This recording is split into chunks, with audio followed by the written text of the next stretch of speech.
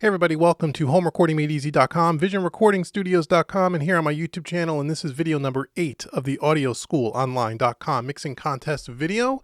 If this is the first time you're watching one of the videos in the series, go to the YouTube channel and check under the playlist that I have called Mixing Contest. You'll see the other 7 videos before this.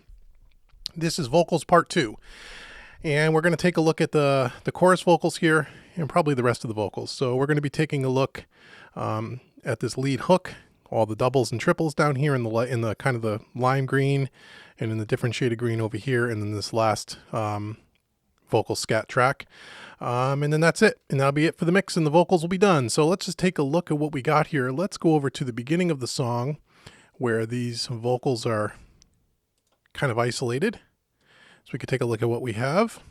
Oh, these are guitars. We want vocals, right? Sure we do. Okay, so the very first section of the song is a chorus. Okay, so let's just listen to what all these vocals together kind of sound like, and then we'll jump into the track, to each track, and show you what I kind of did here.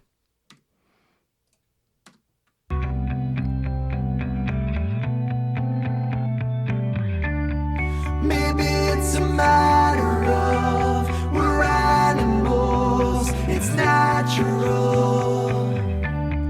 Maybe it's a matter of reacting to so close to touch. Your touch sets me on fire, and fires, they grow.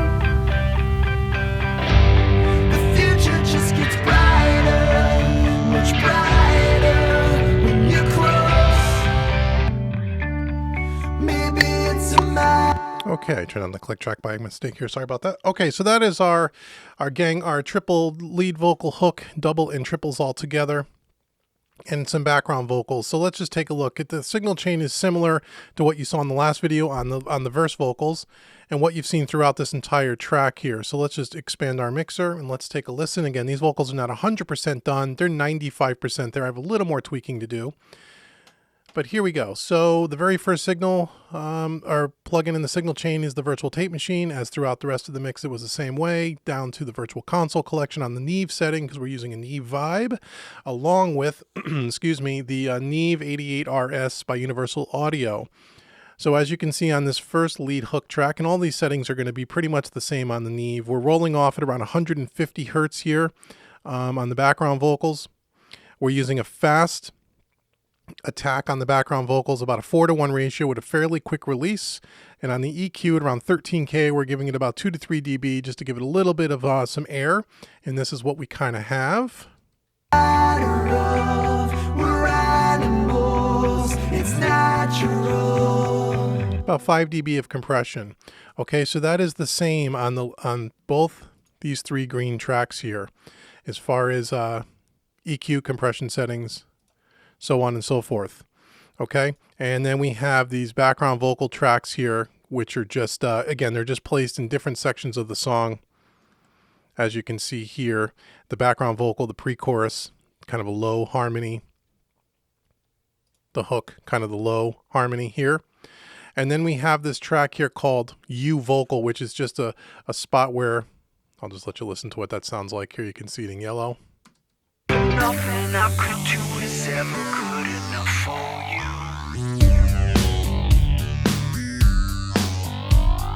Would send you away. I could barely. Okay, just going U, just kind of a cool little accent piece. And again, for the signal chain for these vocals, again, it's all the same here. We have the virtual tape, console, Neve 88RS, and pretty much all the EQ and compression settings are the same across all these tracks. Okay, I didn't really do anything too crazy to them. Okay, and they're all going to, as you can see here, they're all going to the reverbs and delays we talked about in the last video, where we talked about using a delay and then stacking it with 3 vocals, or excuse me, stacking it with 3 reverbs, an office or a small reverb, a plate reverb, and a hall. My delay, I'm using the Soundtoys Echo Boy. I'm using the Studer 8 tape analog delay, 100% wet, syncing it to the beats per minute of the song, which is 105 beats per minute, and just dialing it into taste. and then going ahead into the the room reverb, or the office, which is the Ocean Way Studios by Universal Audio. Talked about this in several of the other videos in this series.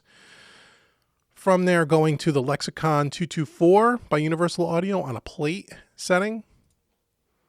And then last but not least, going over to the Universal Audio Dreamverb on the hall setting. Now again, if you don't have a Universal Audio reverbs and delays, you don't need them. You can just use a small room, a plate, and then a hall. And then again, the idea is to use the delay going into these three reverbs, and by stacking these reverbs and using little doses of each, it gives the vocal a larger than life sound, more a polished sound, but doesn't sound too washy. So what I will do is I will mute the effects and give you kind of what it sounds like dry. Maybe it's a matter of we're animals, it's natural. With effects. Maybe it's a matter of reacting to so close to touch. Okay, so you can hear the reverb and the delay tail going out there. And everything is done pre-fader. And going over to the sends, everything you can see, it's an amber here in Studio One. By clicking this little blue would be post, amber or orange will be pre, and all that really means is that whatever level you have your fader at here on the channel fader, it doesn't affect the send level that's going to the sends or to the reverbs, if that makes any sense. So they're independent. So this send level, it has nothing to do. It's isolated from the channel fader, if that makes sense. And pretty much everything is at a 0 dB. I'm sending a nice healthy signal into the reverbs and delay, and just using the fader here on the delay and reverbs to give me how much I want, more or less. And that's really all we're really doing here. So it's just pretty straightforward. So I just got everything kind of just tied together with the Neve vibe, and then just bringing these things into taste here. And our final vocal sound is this. Maybe it's a matter of we're animals, it's natural. Maybe it's a matter of reacting to so close to touch. Your touch sets me on fire, and fires, they grow. The future just gets brighter, much brighter when you're close. But nothing I could do is ever good enough for you.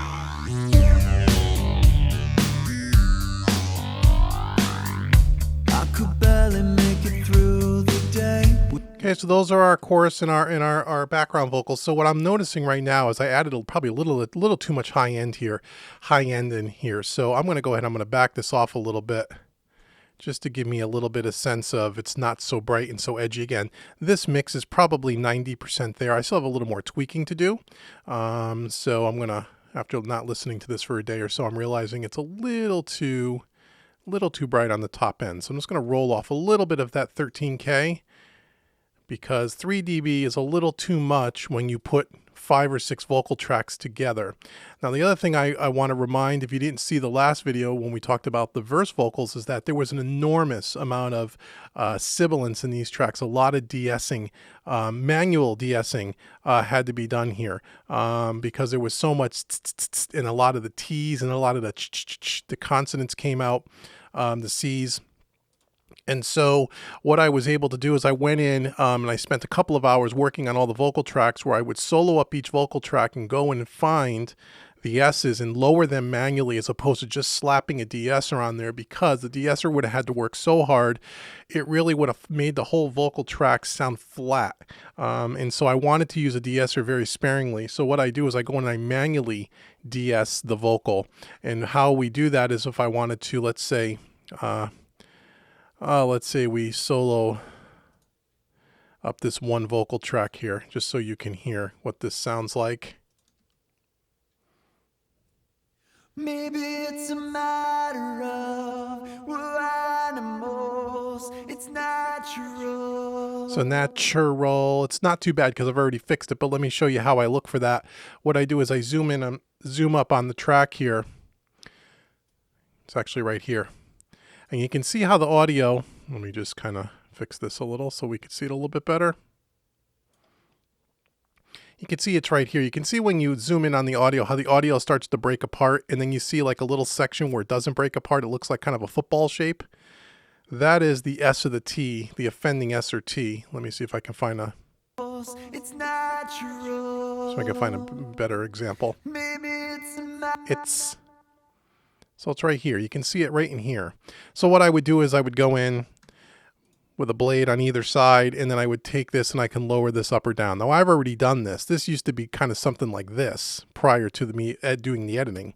Where you go and you get a lot of that harshness. So I would take this and I would lower this down. Usually it's about 4 or 5 dB it needs to be lowered. You got to kind of listen to it. So it's a lot more natural that way. It doesn't offend your ears. So I'm just going to do a Command Z. I'm going to undo this because I've already done this once. And then once I've done that, the whole track, if I zoom out, the whole track will have several different cuts in it. And then what I would do is highlight the whole event, right click and go bounce selection. It would get rid of all the cuts and make it one big block of audio. Okay, so that's how you do manually de-essing. And I showed it a little bit more in video number 7, I think it was, for when we did the other vocals. And I also have a YouTube video in the archive. You can go search that out, where I show you in a little more extensively how to manually de-ess.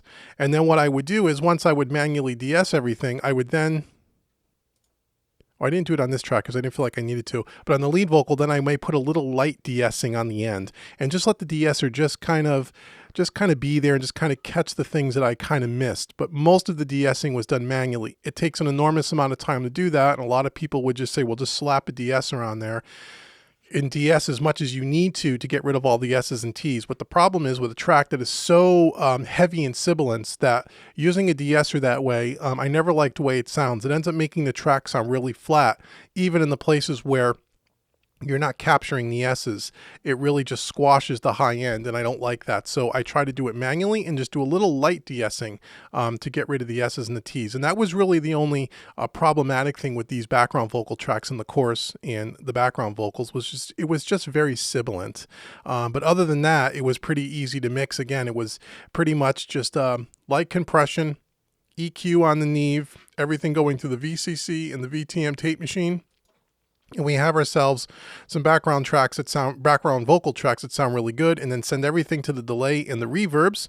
Again, go into the delay first and then go into the 3 reverbs after that in very light doses, and you can make the vocal sound a lot more big and full without sounding too washy. And again, you just dial this into taste how much or little you want the reverb and delay.